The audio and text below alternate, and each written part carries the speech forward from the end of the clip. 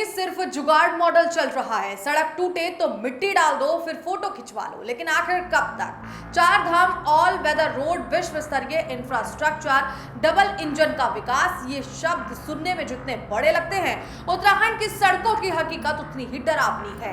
ऐसा लगता है जैसे यहाँ सड़कें बनाई नहीं जाती, बल्कि हर मॉनसून के भरोसे छोड़ दी जाती हैं। और अगर सड़क बन भी जाए तो उसकी उम्र इतनी कम होती है कि कुछ ही बारिशों में डामर उखड़कर हाथ में आने लगता है।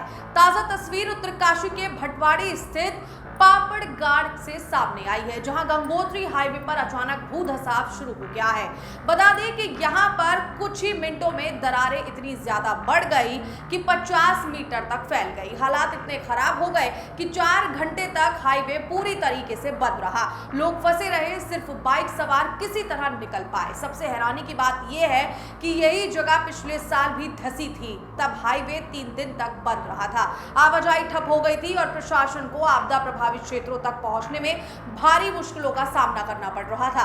स्थानीय लोगों ने तब भी स्थायी समाधान की मांग की थी, लेकिन 1 साल बाद तस्वीर वही है। न मजबूत सुरक्षा दीवार, न ढलान को स्थिर करने का काम, न कोई स्थायी इंजीनियरिंग समाधान। इस बार भी समाधान क्या निकला?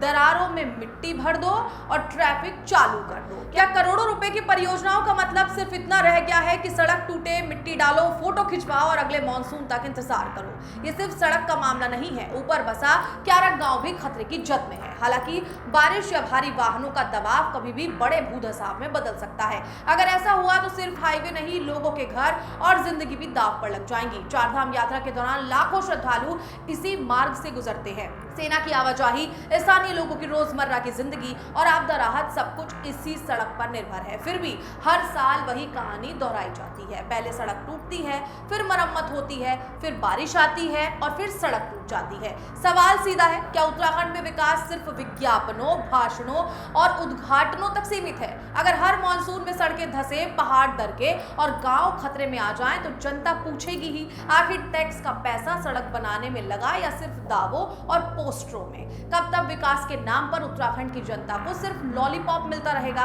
और कब मिलेगा ऐसा इंफ्रास्ट्रक्चर जो पहली बारिश नहीं, आने वाली कई पीढ़ियों तक टिक सके?